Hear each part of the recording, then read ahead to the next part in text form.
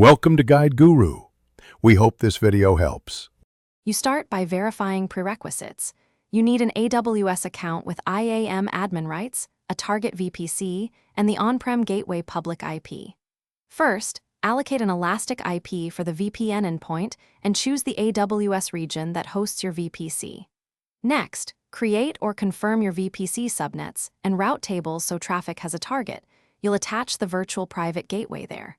Once done, note whether you'll use static routing or BGP and prepare a pre-shared key for the tunnel. You will now build the VPN objects in AWS. Create a virtual private gateway and attach it to your VPC so AWS can route tunneled traffic inward.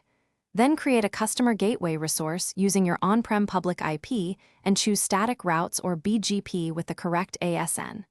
After that, create the site-to-site VPN connection, selecting the virtual and customer gateways and entering the pre-shared key.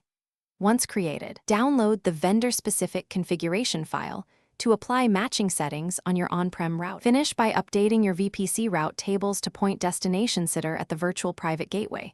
Make sure no conflicting routes exist. On your on-prem device, apply the vendor config you downloaded, match the PSK and IKE/ISEC parameters exactly, and bring up both tunnels for redundancy. Once tunnels are up, test connectivity with pings and trace routes, and monitor CloudWatch VPN metrics and VPC flow logs. If the tunnel stays down, check mismatched lifetimes, wrong PSK, or ACL/firewall blocking UDP 500/4500 as the primary troubleshooting tip. Thanks for watching. Consider subscribing if we helped you today.